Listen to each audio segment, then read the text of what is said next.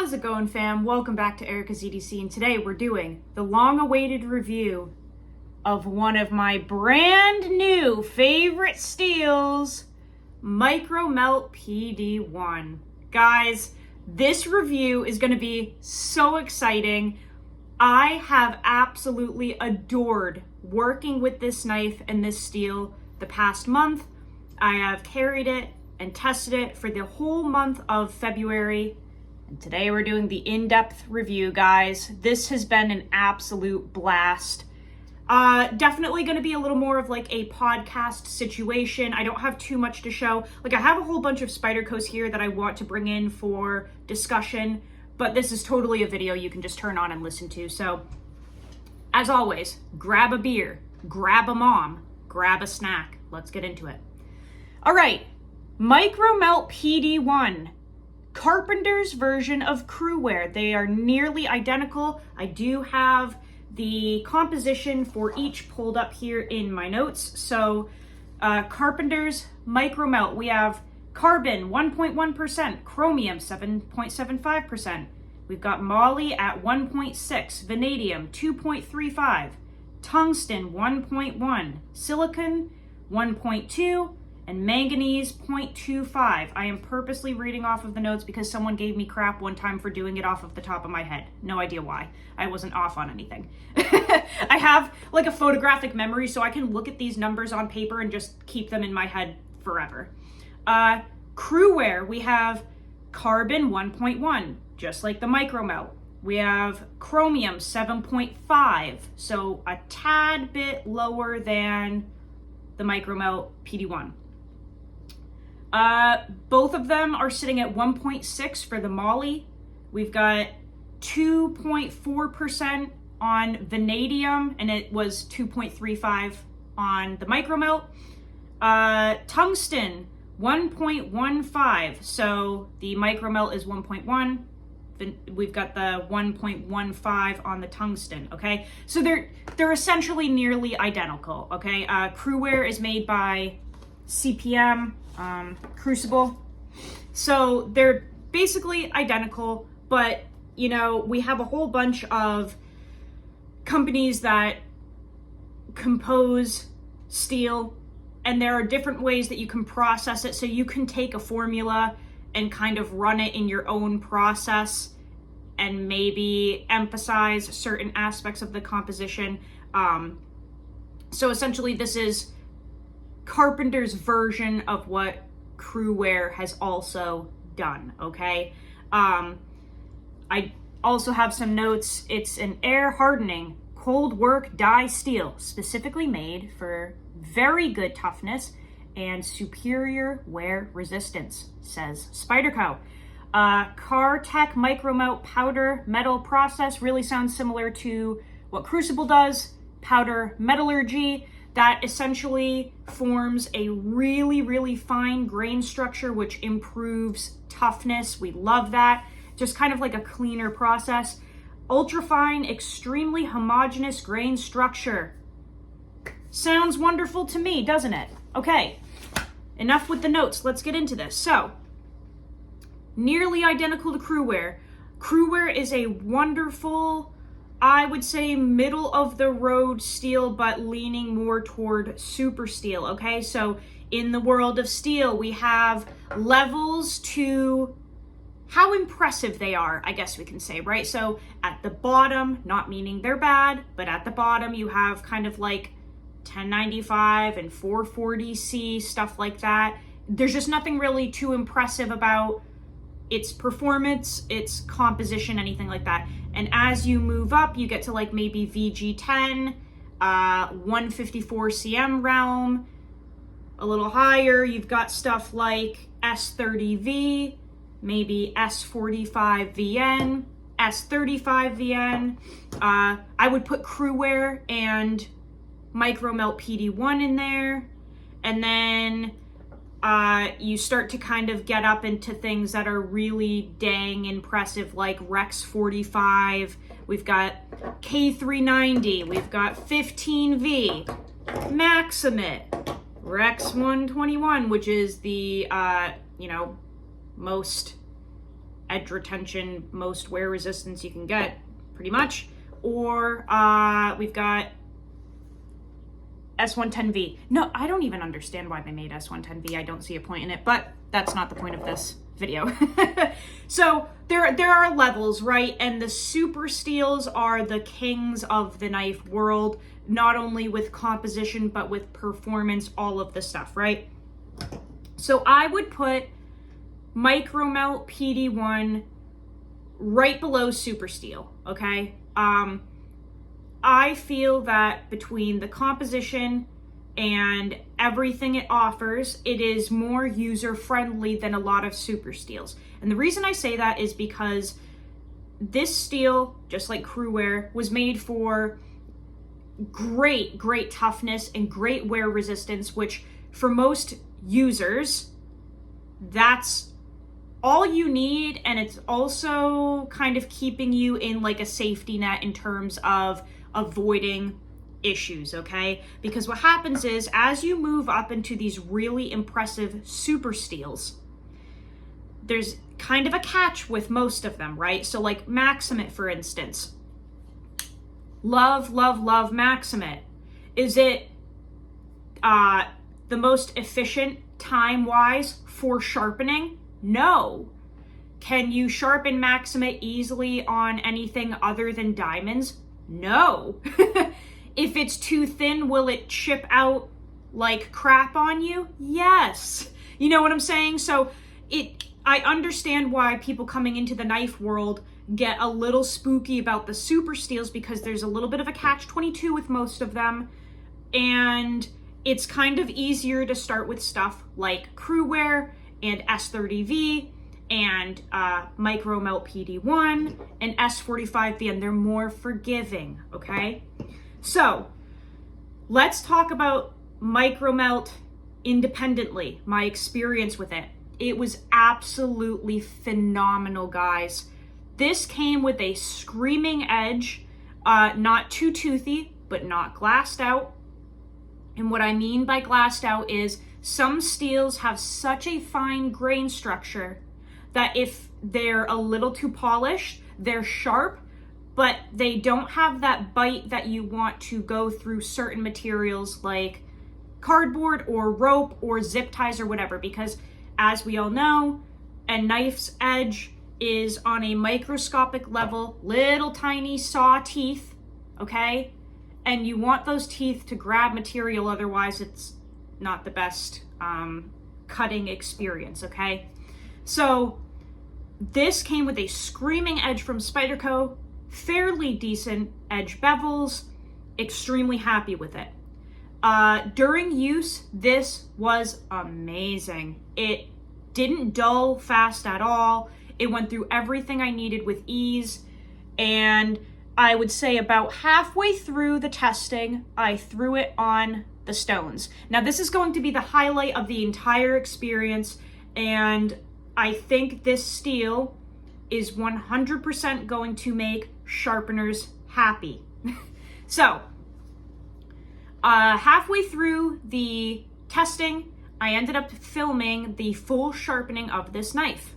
And I had zero issues with it. It was an absolute blast to sharpen. I highly suggest watching that video because you will understand my excitement when you watch it. I could not even contain my excitement in the video because of how well this sharpened. I believe I used a Chaucera stone and a strop, and the results were incredible. So during the sharpening, it was extremely easy to raise a burr. The only hiccup I had was that on one side of the, on one of my bevels, the little ripples from the factory pattern, they were a little trickier to get out than the other side. That doesn't affect performance.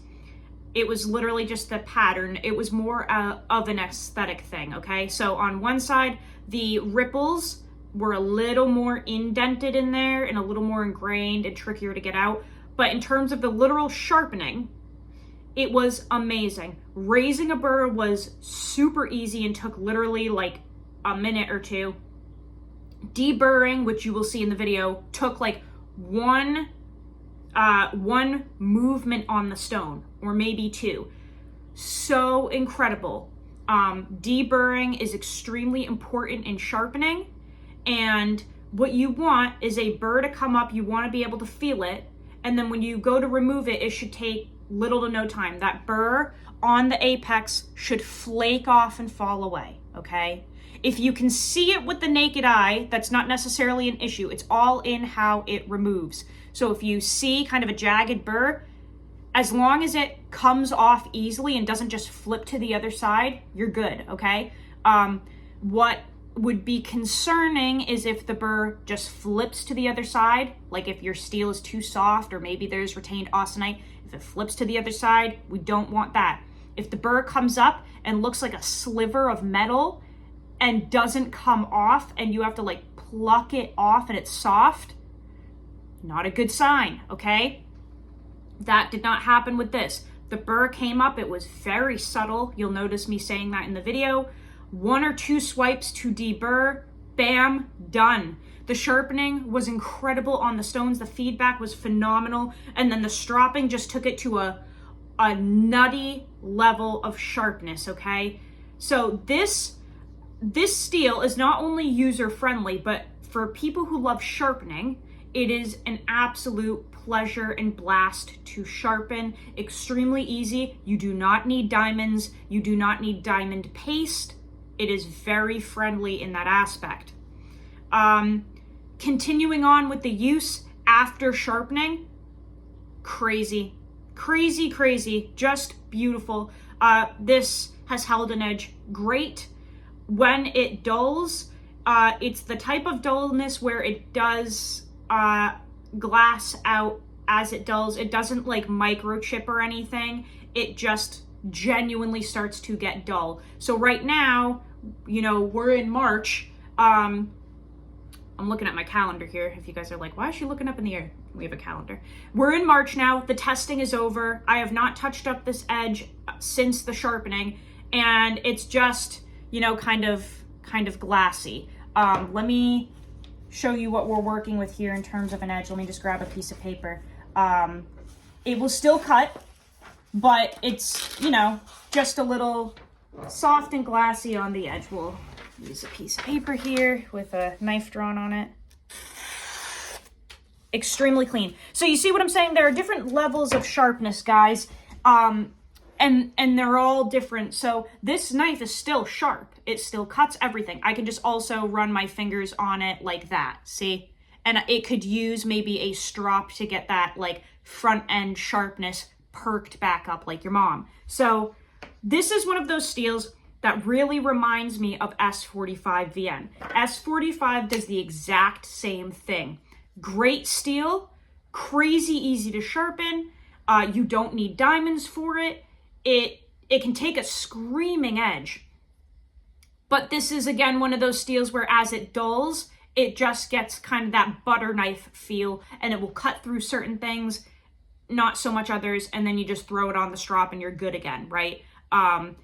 Also one of those steels where maybe you'll have a better performance if you keep it at a lower grit edge, okay? That's really important. So in my opinion, from my experience, Crewwear, S45 VN, S35 VN, Micro Melt PD1, these are all steels that I think you should put at a 600 grit edge and then maybe not take any higher, just for general use. The reason being is that you want to leave those teeth a little toothy, if you will, okay? Because they have the tendency to glass out, you don't want to bring it up to like a crazy mirror polish necessarily, because you'll have that slick edge. Is it sharp? Yes. But does it grab all materials well? No, okay? And the reason these steels glass out is because of that ultra fine grain structure. So when in composition,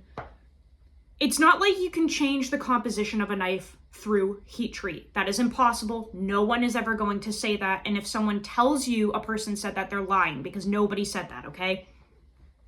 What we're talking about with processing and heat treat is the literal process of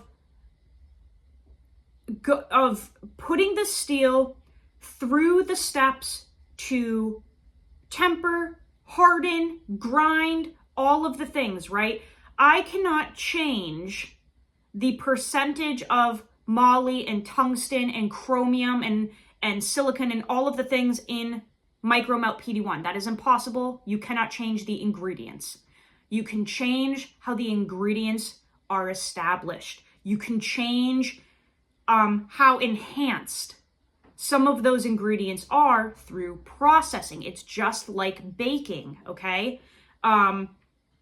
You can make a chocolate chip cookie taste really, really good, or you can make a chocolate chip cookie taste really, really bad. And it's not changing the ingredients, it's how long you cook it and how the ingredients are mixed into the batter before you make the cookie, right? It also is in the process. So with steels that have an ultra fine grain structure, that ultra fine grain structure provides superior toughness and superior wear resistance. But on the flip side, because it's so fine, if you fine polish it on top of it being fine, it doesn't always benefit you, right? So leaving this steel at a 600 grit edge is probably the best bet, because you want to have a little bit of that front end sharpness, a little bit of that front end aggression, okay? That's something really important for me with steels like S45, Crewwear, Micromelt PD1. You want to have a little bit of an aggressive edge, okay? Otherwise, it's going to glass out because it is so fine in composition, in structure, okay? The reason I didn't put it in the God tier steel level is because of that, okay? So once you move into what I call the God tier super steels, you guys know I love K390. I love 15V. I just reviewed this and I was blown away. The reason that it didn't go up into the super steel level is because of the grain structure and composition, okay? So with a lot of these super steels, generally they have kind of like a shining star quality in composition that makes it unique in use, okay? So for example, one of my favorite steels as of recently is 15V. The reason being is because it has no tungsten, okay? So with things like Maximate and Rex 121, you've got tungsten in there for that wear resistance, okay? 15V has 0% tungsten. What it does have is a whopping 14.6% vanadium content, guys. Now, if you don't know, vanadium is the hardest carbide former, okay? So there are different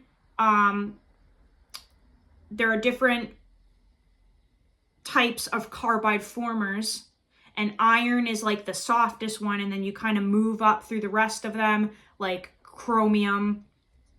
You go further and you get to vanadium, and vanadium creates the hardest carbides in formation in the matrix. So this doesn't have any tungsten. The drive home point of 15V is the 14.6% vanadium, the nearly 15% vanadium, okay? And what that gives you is an edge that is extremely toothy, and then it just lasts forever. And you'll see in my testing and videos of 15V how incredible this truly is, right? So that's kind of like the spotlight per se of 15V independently, is the vanadium content to form those crazy hard vanadium carbides, right? Just like with Rex 121, the shining star of Rex 121 is completely different. It's got that tungsten, and the composition allows this to be brought up to like 70 HRC, and the wear resistance is absolutely out of this world, right? The toughness, not so much, But with the composition, the wear resistance of Rex 121 is stupid, okay? That's kind of the shining star of this one. Maximate is known for high hardness, has tungsten as well, just like Rex 121. But what Maximate does that's unique is as it dulls, it does not glass out. It does not do the butter knife thing like Micromelt. What happens with Maximate, which some people love and some people freaking hate, Maximate microchips. And what happens is, as you use this on a microscopic level, the apex of the edge microchips and creates those, you know, those teeth we were talking about earlier? They actually kind of enhance. So the edge starts to kind of break down and microchip, and you have a mix between the literal teeth and microchips to create like an ultra tiny serrated edge. So Maximate will cut forever with a mix between chipping essentially and the edge that you had. Like I said, some people hate that, but some people love it because it will just keep a pretty sharp edge for a while from being essentially a little tiny serrated knife. That's what's really cool about Maximate, you know? K390, people love it because it has nearly everything you could want in a steel with not really too much compromise. K390 has incredible edge retention, incredible wear resistance, great toughness for what it is. It does take a patina, so it doesn't really have those stainless qualities, but I will say it's harder to rust or to patina K390 compared to some other steels. So they all of the super steels kind of have like a unique gold badge that puts them up in that god tier level, and they're all a little different, but they're like unique, just like S110V. Like I said, I don't understand necessarily the point of S110V. What I will say, it's very cool in the fact that you can heat treat it to a really high hardness, but it's so dang stainless, surprisingly.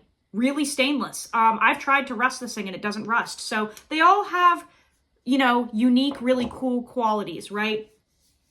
And the PD1 Micromelt, it doesn't, to me, necessarily have one of those like eye-catching, crazy qualities like the super steels. It's just more well-rounded, it's more flexible, it's more user-friendly. It's all around a more welcoming steel, I guess, because you don't have that like catch-22 in the composition where one of the percentages is crazy high, which makes it unique and awesome and different and expensive and all of the fun things, right? Like the Micromelt PD1 is really well-rounded composition-wise.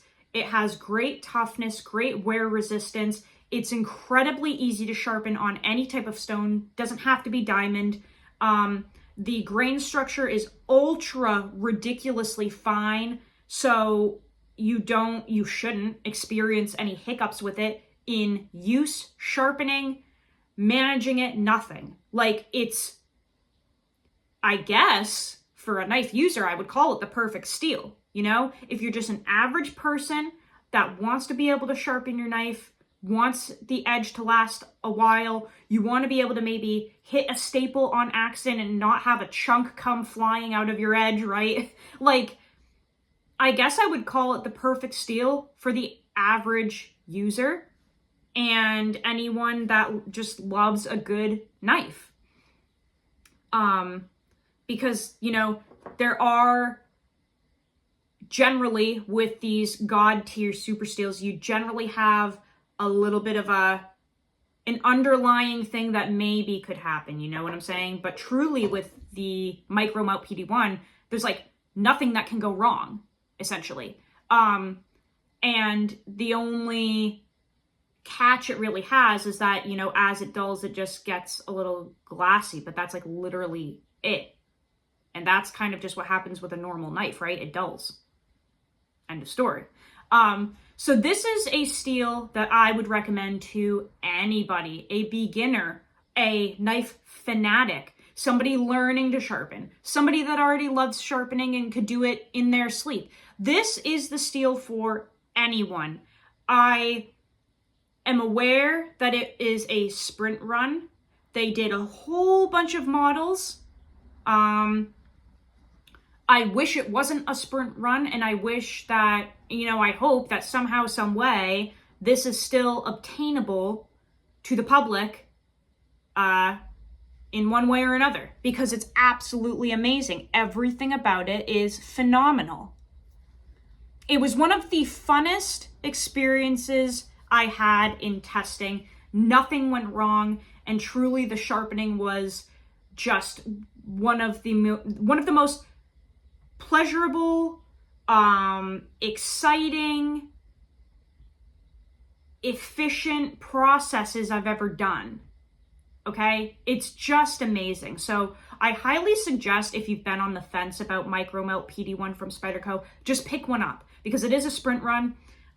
They are not expensive. This knife was, I believe, $127. I did not purchase it. My brother Josh bought it for me. And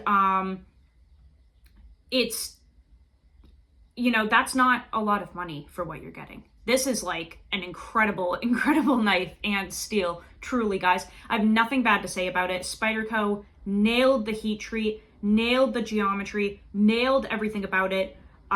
This coating has held up absolutely wonderful. As you can see, no legitimate scratches. There's like maybe some smudges, maybe some, kind of like discoloration, etc. from use. But guys, incredible, incredible experience.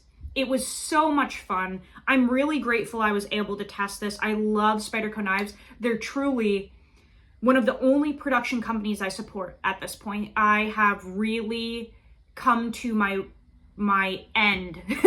I've been at my wit's end with a lot of production companies.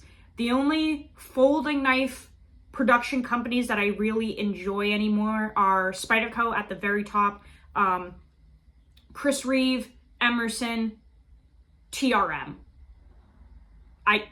I don't really have any others that I truly enjoy at this point. And Spyderco, I think they do incredible geometry. Their heat treat is just out of this world for a production setting. And I actually love the Spyderco community. I think communities surrounding companies can get really cult-like. They can get really aggressive, combative, and unwelcoming. And I have found that the Spyderco community is actually a lot of pretty dang good people. They're easy to talk to. I have talked to Sal personally. He has treated me wonderfully. I have talked to Sean Houston personally about the 15V when I was testing it. Wonderful communication. Just communicating with Spyderco via forum, email, etc., Instagram about the 15V was one of the best experiences I ever had. So I just really like everything Spyderco. Their knives, the performance, the heat treat, the customer service, the community, the people leading it, everything about it. I could rave about Spyderco for eternity. I really could. No, I do not work with them. No, I am not paid. I get nothing from Spyderco. I am not an affiliate. I have nothing to do with them. I'm literally just a fan. They do know who I am, but I have no affiliation with them further than them knowing who I am, and I've talked to them. So this is a completely unbiased review of the Micro Melt PD1. I really hope that you guys were able to take away a lot of educational points about this, and I hope that it helps support your purchase if you do make one. I am a huge advocate of use your shit, obviously, and I did not make that up, but what I mean by that is the whole point of use your shit is stop doing tabletop reviews on knives that you have not used or have not sharpened because you cannot educate us. That's the whole point. No shade against anyone. It's just, I think we need more of this. I think we need more reviews that are done after the knife is used, after the knife is tested, after you've sharpened it, because sharpening can expose a whole different realm of a knife. I would love to see more education in the community from people actually using the knife other than opening a package, right? Because I learned so much about this micro melt that I wouldn't have learned if I didn't use it, didn't sharpen it, right? If all we really know about micro melt from the internet is that it's Carpenter's version of Cruwear. We've got Crucibles, Cruwear, and Carpenter's micro melt PD1. But aside from that, there's not really too much out there.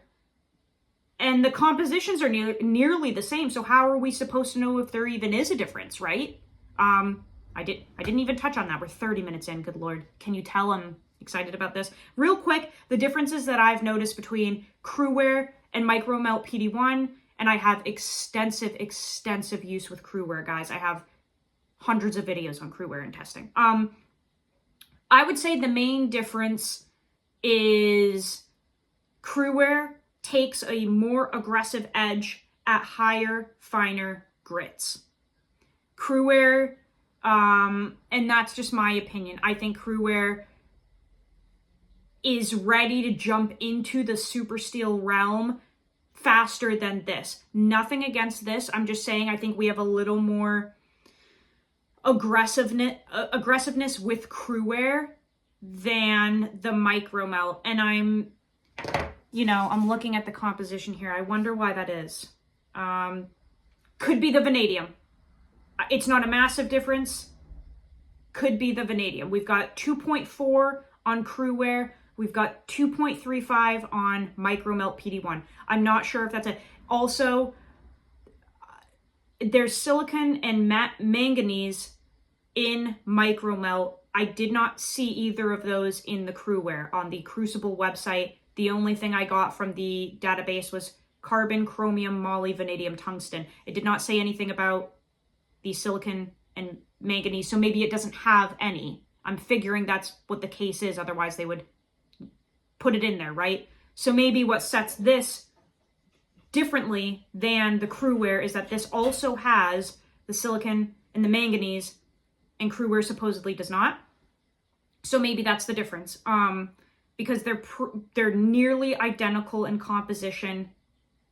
We have slight differences. So I'm wondering if I've had more aggressive edges and a little more front end sharpness with Cruwear because of that. Maybe that's it. I'm not a metallurgist. I'm not a scientist, but I'm guessing maybe that's it. So they're nearly identical in sharpening and use and all of that stuff. I just think Cruwear takes a little bit of a more bitey edge, and you can also get a more bitey edge on like higher grits above 600 grit. Like you can polish Cruwear and have a bitey edge. It doesn't last for eternity, but you can do it. Do I think it's worth polishing this? No, I don't think it is. Leave it at 600, strop it, good to go. So, yeah, that's why it's important to use and test and sharpen our knives before we talk about them, in my opinion. I really hope that you guys found that educational and informative. And like I said, if you don't have one of these, please go pick it up. It is so worth it. It's so fun. Thank you to Spyderco for continuously listening to your customers, making incredible products. Thank you for being welcoming in terms of your company, your community, the people you interact with. Thank you for building a safe space for knife nuts like me to learn and grow and experience without being exiled, without, rankings and all of this ridiculous stuff, okay? So thank you to everyone. I appreciate you all.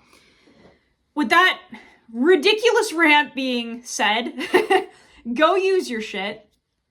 Learn how to sharpen your knives.